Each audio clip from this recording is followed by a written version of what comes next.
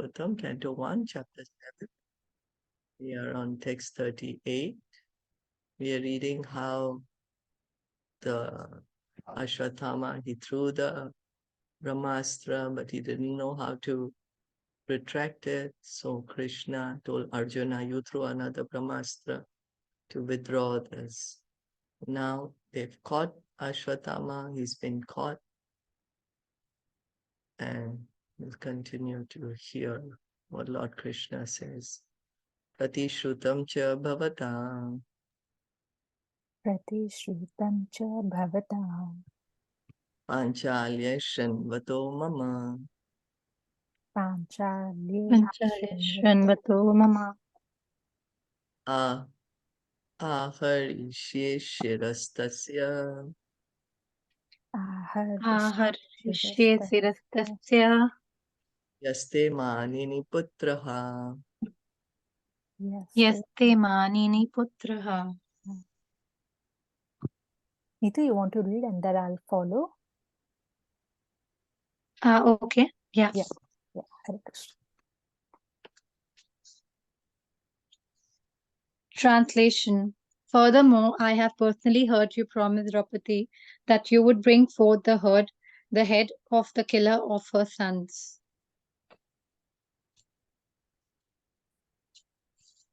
Tad asavya vadyatam papa Tad asau vadhyatam papa atattai atmabandhuha atattai atmabandhuha bhartuscha vipriyam vira bhartuscha vipriyam vira kritvan kulapam sanam.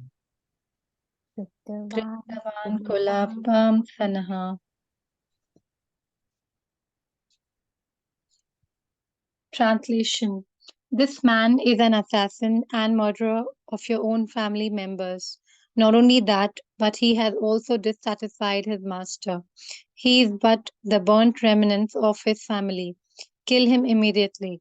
Purport. The son of Dronacharya is condemned here as the burnt remnants of his family. The good name of Dronacharya was very much respected. Although he joined the enemy camp, the Pandavas held him always in respect, and Arjuna saluted him before beginning the fight.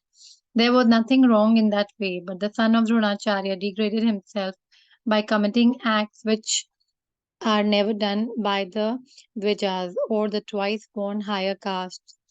Ashwatthama, the son of Dronacharya, committed murder by killing the 5 sleeping sons of Draupadi, by which he dissatisfied his master Duryodhana, who never approved of the heinous act of killing the 5 sleeping sons of the Pandavas.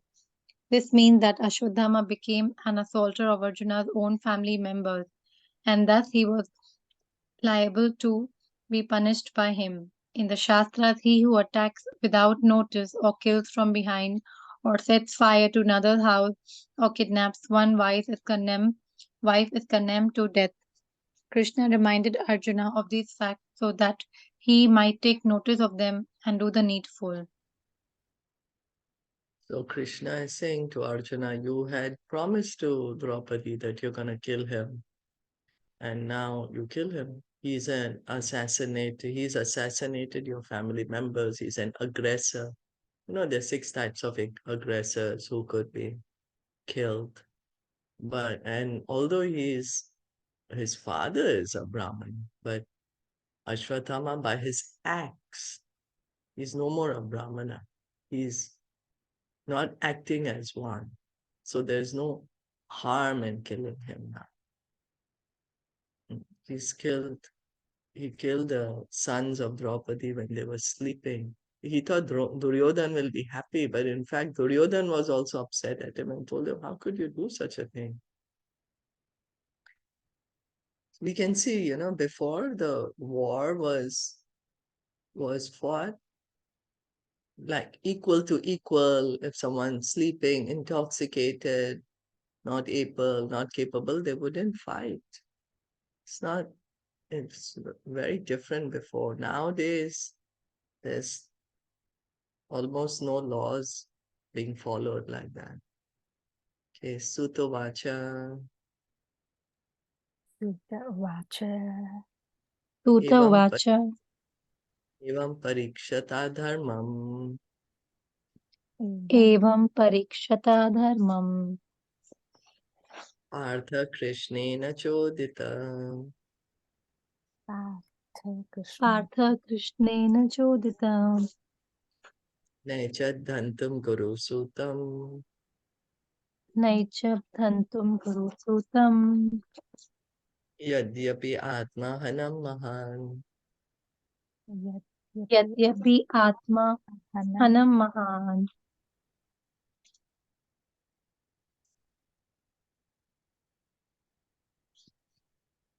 Translation. Suta Goswami said, although Krishna, who was examining Arjun in religion, encouraged Arjuna to kill the son of Dronacharya, Arjuna, a great soul, did not like the idea of killing him, although Ashwatthama was a heinous murderer of Arjuna's family members. Purport. Arjuna was a great soul, undoubtedly, which is proved here also. He is encouraged herein personally by the Lord to kill the son of Drona. But Arjuna considers that the son of his great teacher should be spared, for he happens to be the son of Dronacharya. Even though he is an unworthy son, having done all sorts of heinous acts whimsically for no one's benefit. Lord Sri Krishna encouraged Arjuna outwardly just to test Arjuna's sense of duty. It is not that Arjuna was incomplete in the sense of his duty, nor was Lord Sri Krishna unaware of Arjuna's sense of duty, but Lord Sri Krishna put to the test many of his pure devotees just to magnify the sense of duty. The gopis were put to such tests as well. Prahlad Maharaj was put to such a test. All pure devotees come out successful in the respective tests by the Lord. So Krishna is telling Arjuna, you kill Ashwatthama, but Arjuna doesn't want to kill him because he understands that although Ashwatthama has done a very sinful activity, he's after all the son of his teacher, Dronacharya, and they were all very attached to Dronacharya. They had learned the military art from Dronacharya. They would respect him a lot. So Prabhupada is explaining in the purport, although Krishna is telling Arjuna to kill him, Krishna is actually testing Arjuna to see how is he going to act. Because Arjuna is a pure devotee of the Lord. If it was somebody ordinary, they would say, oh yes, he's killed my family, I'm going to kill him. But Arjuna is not being like that. So we can see how the devotees, they are actually their hearts are very compassionate. So here Arjuna is still debating, what should I do? Maybe I should not kill him. And Prabhupada is pointing out that Sri Krishna, to show these wonderful qualities of his devotees, he lets them undergo certain circumstance, but just to magnify that how great these devotees are. I was just hearing the story of Ambarish Maharaj and Durvasa Muni, and how Ambarish Maharaj, because he's a pure devotee of Krishna, his mind is so fixed on Krishna, even though Durvasa Muni is so angry at him, and the demon is created by Durvasa to kill him, our Ambarish is still standing there with folded palms. He's very humbly standing there. He's like not screaming, shouting, not being aggressive towards Durvasa. He's like, yes, whatever you think appropriate, you can do. And afterwards, when Durvasa is coming to take forgiveness from Ambarish also, Ambarish was waiting there 1 year, standing there, waiting, didn't even eat anything because he was like, oh, my guest has not yet eaten, so how could I eat? So all these wonderful qualities of a devotee. And then Ambarish is praying to the Sudarshan Chakra that please don't harm Durvasa Muni. He's very esteemed in our family. He's a great personality. Please protect him. So he's praying on Durvasa's part, or Durvasa had tried to kill him. But here he's praying to Sudarshan Chakra that no, please don't kill him. Please protect him. He's a great, great, great person. So completely no envy at all and no pride. And in fact, so much humility, so much respect. You know, and we've shown how Krishna's devotees are so wonderful. Krishna's devotees get Krishna's qualities.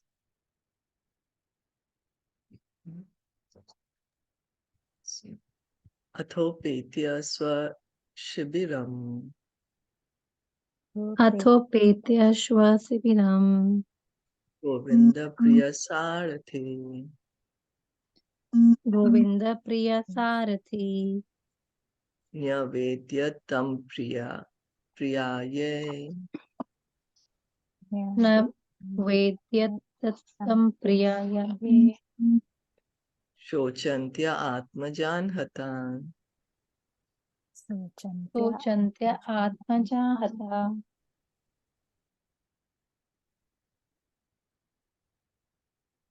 Translation. After reaching his own camp, Arjuna, along with his dear friend and charioteer Sri Krishna, entrusted the murderer unto his dear wife, who was lamenting for her murdered sons. Purport. The transcendental relation of Arjuna with Krishna is one of the dearmost friendship. In the Bhagavad Gita, the Lord himself has claimed Arjuna as his dearmost friend. Every living being is thus related with the Supreme Lord by some sort of affectionate relation, either as servant or as friend or as parent or as an object of conjugal love. Everyone thus can enjoy the company of the Lord in the spiritual realm if he at all desires and sincerely tries for it by the process of bhakti yoga. So every living entity, each and every one of us, every soul has a loving relationship with God, has a loving, intimate relationship with Krishna, which is eternal, never ends. And this relationship can be in either of the five humors, five rasas. As a friend, it's either in neutrality, shantaras, going up to dasyaras, servant, or as a friend, sakyaras. That's what the relationship between Arjuna and Krishna is, sakya.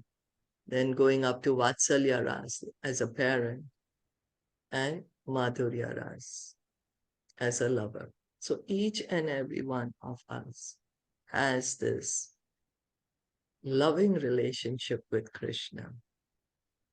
And here Prabhupada is saying, thus, everyone thus can enjoy the company of the Lord in the spiritual realm if he at all desires and sincerely tries for it by the process of Bhakti Yoga. So if we desire, we can revive our loving relationship with Krishna, have this personal relationship with him, be with him in the spiritual world,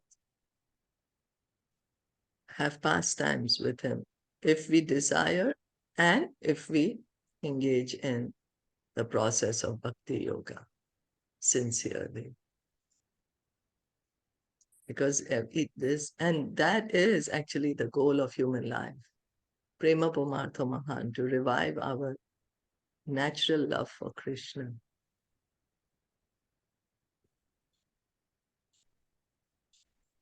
Tathartam Pashuvat Pashabadtam Tathartam Parashuvatpasabhaddham Avan Mukham Karma Jugub Sitena Mukhu karma jugupsitena Nirikshya Krishna Prakatam Guru Sutam Nirikshya Krishna Pakritam Gurusutam Vama Swabhava Kripaya Nanamacha Vama Vama Svabhava Kripaya Janamacha.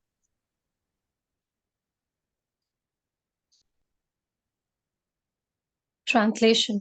Sri Suta Goswami said, Draupadi then saw Ashwathama, who was bound with ropes like an animal and silent for having enacted the most inglorious murder. Due to her female nature and due to her being naturally good and well behaved, she showed him due respect as a Brahmana. Purport: Ashwatthama was condemned by the Lord himself, and he was treated by Arjuna just like a culprit, not like the son of a Brahmana or teacher. But when he was brought before Srimati Draupadi, she, although grieved for the murder of her son, then although the murderer was present before her, could not withdraw the due respect generally offered to a Brahmana or to the son of a Brahmana. This is due to her mild nature as a woman. Women as a class are no better than boys, and therefore they have no discriminatory power like that of a man. Ashwadhama proved himself to be an unworthy son of Dronacharya or of a Brahmana, and for this reason he was condemned by the greatest authority. Lord Sri Krishna, and yet a mild woman, could not withdraw her natural courtesy for a Brahmana. Even to date, in a Hindu family, a woman shows proper respect to the Brahmana caste, however fallen and heinous a Brahma Bandhu may be, but the men have begun to protest against Brahma Bandhus who are born in families of good Brahmanas but by actions are less than Shudras. The specific word used in this shloka is Vama Swabhava, mild and gentle by nature. A good man or woman accepts anything very easily, but a man of average intelligence does not do so. But anyway, we should not give up our reason and discriminatory power just to be gentle. One must have good discriminatory power to judge a thing on its merit. We should not follow the mild nature of a woman and thereby accept that which is not genuine. Ashwatthama may be respected by a good natured woman, but that does not mean that he is as good as a genuine Brahmana. So Ashwatthama is brought in front of Arjuna. He's brought like a tied with ropes, tied, like he's brought like an animal. And Draupadi, when she saw Ashwatthama, although she was very, very afflicted with this son's murder, she yet gives respect to Ashwatthama as if he's a Brahman. That's due to her gentle nature. So she's also a devotee after all. So although he's murdered her children, she's still offering him respect. So we can see in before times, there was a lot of culture there. And Prabhupada is pointing out that, of course, we should have discrimination, that although Draupadi is giving him all this respect due to her mild nature, but it doesn't mean that that he's really done a great thing, that we have to apply our discrimination to understand that what he did is not supposed to be done at all.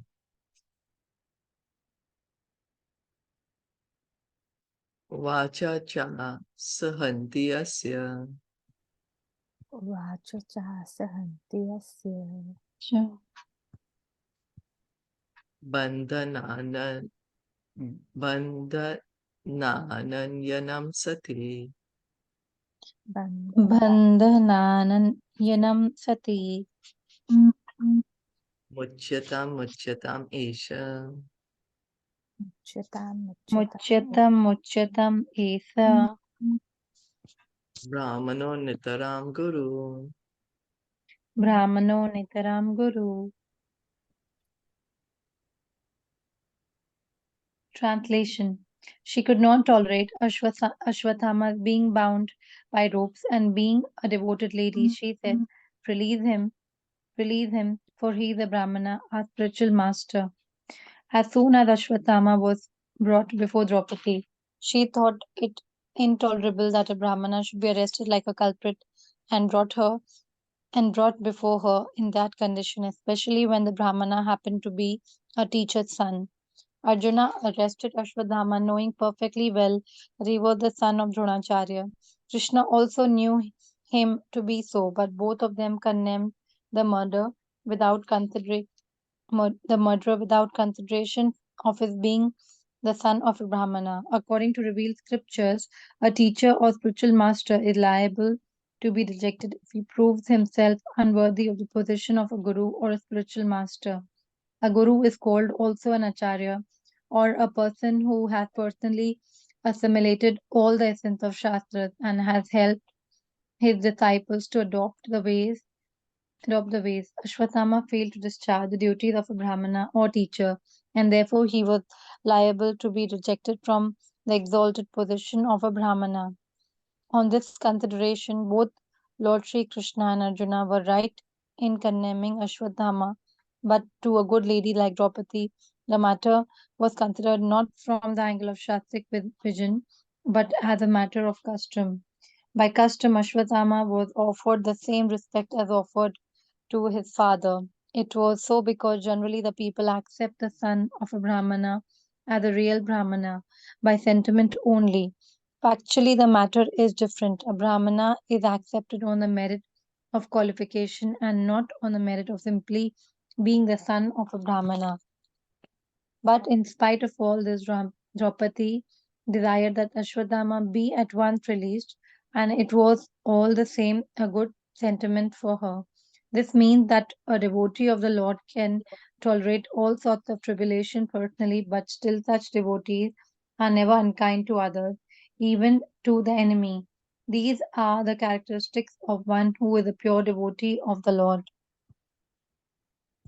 So Draupadi, because she's a devotee, her heart is very soft, very gentle. So she's saying, release Ashwatthama. Don't treat him like that. He's a son. He's a Brahmana. So treat him as that. Treat him with respect. He's the son of our spiritual master. Dronacharya was their guru, their spiritual master. So because he's the son, she's saying Ashwatthama is also our spiritual master. Giving him that respect. Because he was the teacher's son. So she's giving him that respect. Prabhupada, of course, is pointing out that according to Shastras, this was not so. Ashwatthama actually was an aggressor, and he was rightfully caught like that by Krishna and Arjuna. But Draupadi, due to her very gentle nature, she's a devotee, a lady, a mother, so she can't see another person being suffering. Sarhasyo dhanurveda. Sarhasya Sarasyo Dhanurveda. Savisargo pasyam yaha. Savisargopasamya Maha. Astragramascha bhavata. Astragramascha Bhavata. Shikshito yad anugraha. Shikshito Yat Anugrahat. Yeah, Deepika, do you want to continue? Yes, Hare Krishna. Hare Krishna. Translation. It was by Dronacharya's mercy that you learned the military art of throwing arrows and the confidential art of controlling weapons. Purport. Dhanurveda or military science was taught by Dronacharya with all its confidential secrets of throwing and controlling by Vedic hymns. Gross military science is dependent on material weapons, but finer than that is the art of throwing the arrows saturated with Vedic hymns, which act more effectively than gross material weapons like machine guns or atomic bombs. The control is by Vedic mantras or the transcendental science of sound. It is said in the Ramayana that Maharaj Dashrath, the father of Lord Sri Ram, used to control arrows by sound only. He could pierce his target with his arrow by only hearing the sound, without seeing the object. So this is a finer military science than that of a gross material military weapons used nowadays. Arjuna was taught all this, and therefore Draupadi wished that Arjuna feel obliged to Acharya Drona for all these benefits. And in the absence of Dronacharya, his son was his representative. That was the opinion of the good lady Draupadi. It may be argued why Dronacharya, a rigid Brahmana, should be a teacher in military science. But the reply is that a Brahmana should become a teacher regardless of what his department of knowledge is. A learned Brahmana should become a teacher, a priest, and a recipient of charity. A bona fide Brahmana is authorized to accept such professions. Draupadi is telling Arjuna that, Dronacharya, he taught you all the secrets of fighting, of how to throw these very, very subtle weapons and to control the weapons. Like Arjuna, he threw the Brahmastra, he chanted the mantra, and he also was able to control Ashwatthama's Brahmastra. So all this he learned from Dronacharya. So Draupadi is reminding him that, you learned all these intricacies of fighting, of chanting all these the weapons with the mantras, all this you learn from Dronacharya. So have you forgotten it? How can you behave like this with his son? So we can see how a devotee is always so indebted. Although here she's grieving, but she's not forgetting what good Dronacharya has done for them. She's considering all that he really taught you so much. So Prabhupada is saying that before in Vedic times, it was not only like how now we have these gross weapons. Before there were subtle weapons also, which were even more powerful than the gross weapons. As we heard, the Brahmastra could be able to destroy the entire universe, could disturb the entire universe. And here Prabhupada is pointing out Maharaj Dashrath, he could control the arrows by sound, not by seeing, but just by sound. So there was even a lot of subtle art there in this, in military, in warfare. And then Prabhupada is saying, well, Dronacharya, he was a Brahmana, why was he teaching military arts, martial arts? So Prabhupada is pointing out, well, he's a teacher, so he can teach any department of knowledge. And it's the duty of a Brahmana to be a teacher. So a teacher, a priest, and a recipient of charity. So Brahmana, there are 6 duties: to study the scriptures, to teach the scriptures, to engage in deity worship, to teach deity worship, to accept charity, and to give charity. So this is what the scriptural duties are of a Brahmana. Sa esha Bhagavan Droṇa Sa esha Bhagavan Drona Prajarupena Vartate Prajarupena Vartate Tasyatmano Ridham Patni Aste Tasya Atmano Ridham Patni Aste Nanvagad Virasu Kripi. Nanvagad Virasu Kripi. Translation. He, Dronacharya, is certainly still existing, being represented by his son. His wife Kripi did not undergo a sati with him because she had a son. Purport. The wife of Dronacharya, Kripi, is the sister of Kripacharya, a devoted wife who is, according to revealed scripture, the better half of her husband, is justified in embracing voluntary death along with her husband if she is without issue. But in the case of wife Dronacharya, she did not undergo such a trial because she had her son, the representative of her husband. A widow is a widow only in name if there is a son of her husband existing. So in either case, Ashwatthama was the representative of Dronacharya, and therefore killing Ashwatthama would be like killing Dronacharya. That was the argument of Draupadi against the killing of Ashwatthama. Sorry about that. So Draupadi, she's saying that, using the reasoning that the father lives on in his son. The son is a representative of the father. So giving that reasoning, Draupadi is saying that Dronacharya is still existing because his son is there. Ashwatthama represents him. And Kripi is the wife of Dronacharya, the mother of Ashwatthama. She is the sister of Kripacharya, who was also the guru, the priest of the Kurus. So she didn't undergo sati. She was not obliged to do so because she had her son. So Draupadi is giving different reasons like that.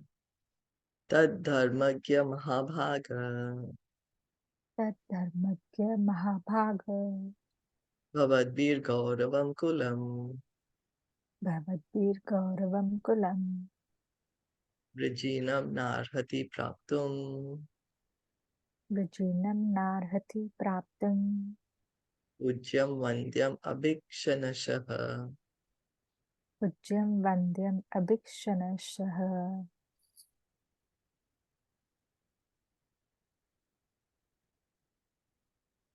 Translation. O most fortunate one who knows the principles of religion, it is not good for you to cause grief to glorious family members who are always respectable and worshipful. Purport. A slight insult for a respectable family is sufficient to invoke grief. Therefore, a cultured man should always be careful in dealing with worshipful family members. Okay. Draupadi is saying you know the principles of religion. So, don't cause unnecessary grief. Don't cause grief to others, to family members. Deal properly with others. So, Prabhupada is pointing out that for a respectable family, even slight insult becomes kind of very lamentable. Some people are like, okay, whatever, whatever. But then those who are really highly learned, highly cultured, very respected. So even a slight insult may make them lament a lot. So Draupadi is saying, don't do that. Marodit asya janani Rodit asya janani Gautami pati devata Gautami pati devata yathaham rita vatsarta yathaham mita vatsata rodimi ashrumukhi muhu. rodini ashrumukhi muhu.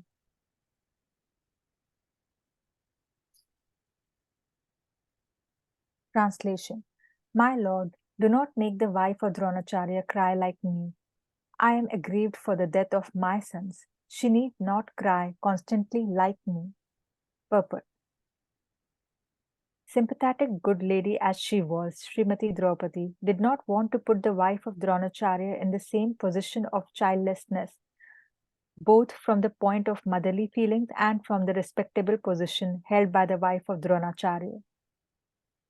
So now as a mother, she is saying, see, I'm grieving, my sons are dead. I don't want another mother to go through that. I don't want Dronacharya's wife to cry like how I am crying. So we can see she's really very kind-hearted, Draupadi. Because, someone when they are hurt, they might say, I want to hurt another. Because I'm hurt so much, I want to hurt another. But here Draupadi is saying, no, I'm hurt so much. So I don't want another to go through the same thing. Yeko pitam brahmakulam Ye pitam brahmakulam rajanyer ajitatmabhi rajan yer ajitatmabhi tatkulam pradhati ashu. tatkulam pradhati ashu. Sanubandhanam sucharpitam. Sanubandham sucharpitam.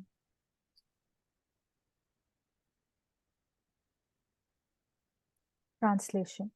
If the kingly administrative order, being unrestricted in sense control, offends the Brahmana order and enrages them, then the fire of that rage burns up the whole body of the royal family and brings grief upon them all. Purport.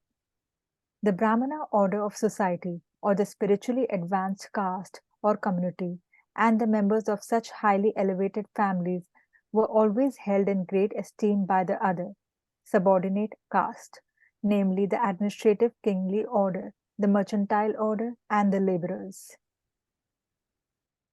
So the Brahmanas were the head of the society, and the Kshatriyas were always following the orders of the Brahmanas.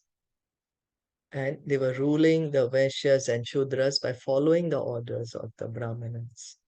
So Draupadi is saying that we should not offend a Brahmana, because then when a Brahmana is upset, then the entire kingly order may suffer. Sometimes when the Brahmana, where they were not respected, they would curse, or because of some wrong was done to a Brahmana, then some uh, sufferings would befall on them, on the kings. So Draupadi is saying, don't do that.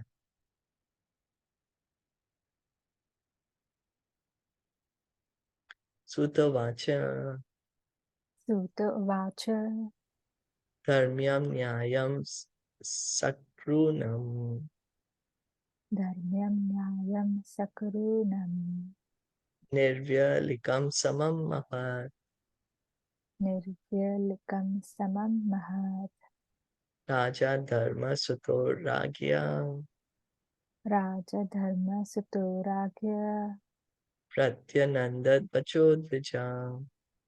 Pratyanandad Vachodvija. Translation. Suta Goswami said, O Brahmanas, king of Yudhishthira fully supported the statements of the queen, which were in accordance with the principles of religion and were justified, glorious, full of mercy and equity, and without duplicity. Purport. Maharaj Yudhishthira, who was the son of Dharmaraj or Yamraj, fully supported the words of Queen Draupadi in asking Arjuna to release Ashwathama. One should not tolerate the humiliation of a member of a great family. Arjuna and his family were indebted to the family of Dronacharya because of Arjuna's learning the military science from him. If ingratitude were shown to such a benevolent family, it would not be at all justified from the moral standpoint. The wife of Dronacharya, who was the half body of the great soul, and must be treated with compassion, and she should not be put into grief because of her son's death. That is compassion. Such statements by Draupadi are without duplicity because actions should be taken with full knowledge. The feeling of equality was there because Draupadi spoke out of her personal experience. A barren woman cannot understand the grief of a mother. Draupadi was herself a mother, and therefore her calculation of the depth of Kripi's grief was quite to the point, and it was glorious because she wanted to show proper respect to a great family. So Draupadi, when she's speaking this, Yudhishthir is supporting her. Yudhishthir is Dharmaraj. He's the son of Dharmaraj. So Yudhishthir supports her, saying that, yes, what she's saying is actually religious principles. We are indeed indebted to Dronacharya and to his family because we learned so much from him. That's how they were able to fight the war also. And Draupadi, because she can understand that how she's going through so much suffering, she does not want another mother to go through these sufferings. So considering all that, even Yudhishthira is saying, yes, what Draupadi is saying is right.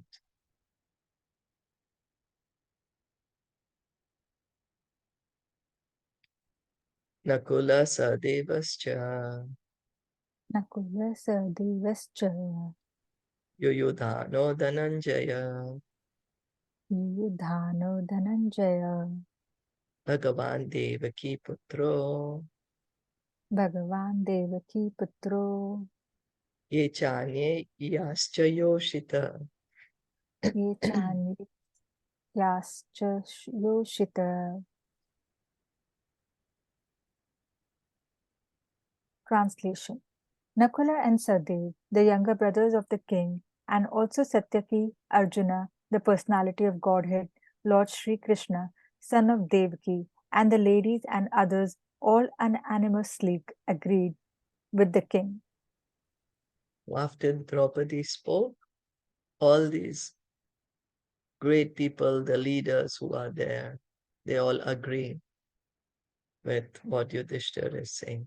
Nakul, Sahadev, Satyaki, Arjuna, Krishna himself, all the ladies also that were there, they all agreed, okay. Tatraham Urshito Bhimas Tatraha Harshito Bhimas Tasya Shreyan Vada Smrita Tasya Shreyan Vada Smita Na Bhartur Natmanas Charte Na Bhartu Natmanas Charte Yohan Suktan Shishun Vritha. Yohan Suptan Sushun Vitha. Translation. Bhima, however, angrily disagreed with them and recommended killing this culprit, who had murdered sleeping children for no purpose, and for neither his nor his master's interest. But Beam, he's like, no way, what are you all talking, all these religious principles? All these guys killed our children, and for what? He killed for Duryodhan, and Duryodhan himself has condemned him.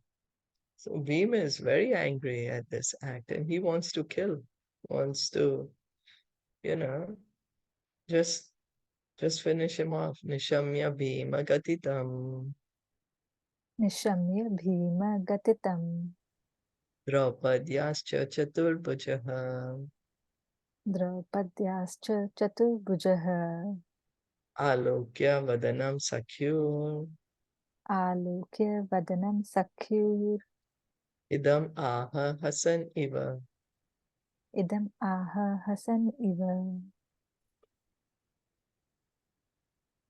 Translation.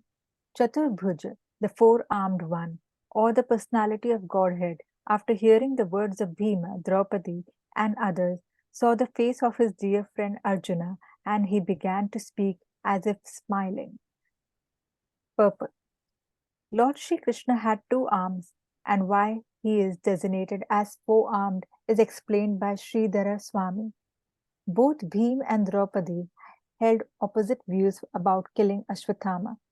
Bhim wanted him to be immediately killed, whereas Draupadi wanted to save him. We can imagine Bhima ready to kill while Draupadi is obstructing him. And in order to prevent both of them, the Lord discovered another two arms.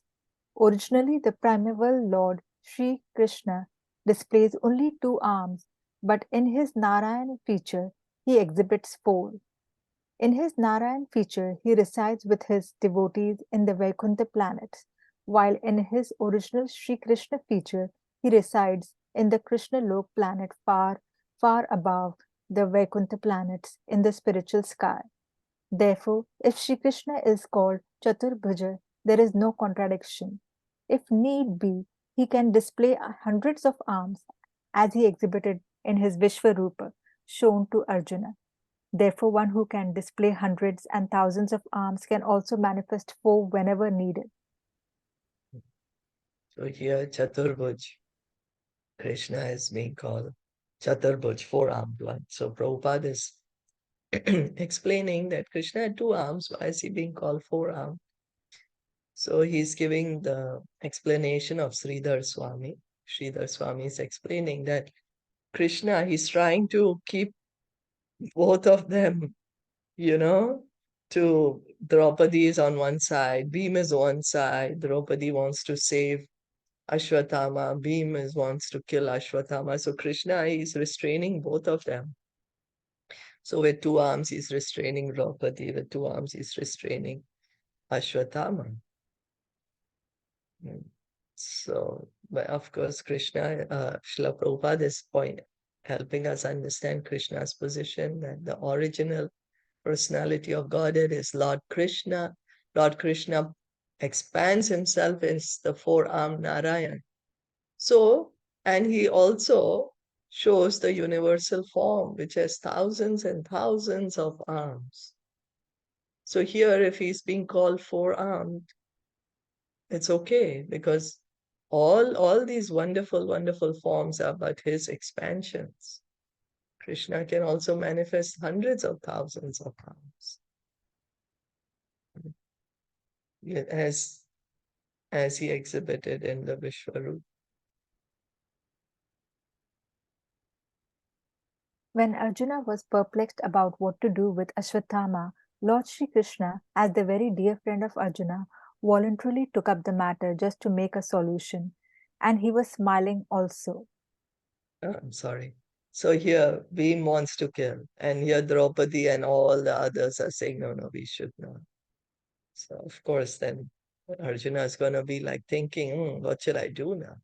So Krishna is speaking, and he's smiling. It's specifically said.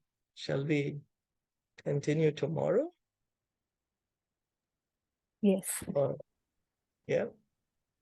Okay. So we can continue tomorrow with this.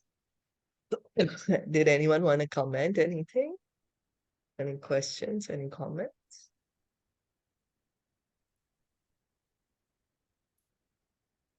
No, all good. I was just wondering about you shared earlier about we also take the features of the Lord when we are pure devotees. The And qualities. the qualities, Qualities of sorry. Yeah, the qualities. And yes. I like this quality of Krishna. He keeps smiling at any situation, it's really funny. But, it's so difficult, I mean, to get that quality. I'm wondering, has any liberated soul gone to that, you know, to keep smiling even at the worst of situation where he has other emotion? Do they really have that kind of quality? I just wonder. Okay, we can try to think about it. But Yeah. surely we do see that the devotees, these pure devotees, when they are being wronged, or they don't show any kind of fear as such. They're very calm. Yeah, They don't sh- they don't they're there's no surrendered. Yeah, anger there. yeah, There's no surrendered, peaceful, very peaceful, yeah. So being peaceful smiling. and Now, yeah, so now being you're saying peaceful and smiling. yeah. Mm. I wish if we can always just keep smiling. Smiling. Yeah, Oh very my good. God. Very Yeah, I good. just wonder if I wish we all can just smile. I just wish. Yeah, Yeah, yeah, very good. it's so beautiful to read that, even at the worst of situation, he's just smiling. The last chapter yesterday when we were reading, text, sorry, about Arjuna was red in his eyes, but Krishna was still having that smile on his face, and his eyes were, like a lotus. That's so Lotus beautiful, eye. Yeah, lotus eyed. So beautiful Yeah. to hear. We can't, I mean, I can't do that. I'm going to be angry also. Well, that's what then Prabhupada pointed out, right? The difference between Krishna and us. Yes. There No, was a so, difference in yeah, so, Krishna and difference in the anger of Arjuna. yeah, this quality is something like I wish we all can have, Mm, This, yeah. yeah, Yeah, very good. created by him, and we should keep smiling for being just a part and parcel of him. Wonderful. Yeah. Very good. Thank you. Nice. Very, very nice. Thank you. Thank you so much for that. Hare Krishna. Krishna Prabhupada ki jai, Srimad Bhagavatam ki jai, Gaur Bhakta Vrinda ki jai. Hare Krishna.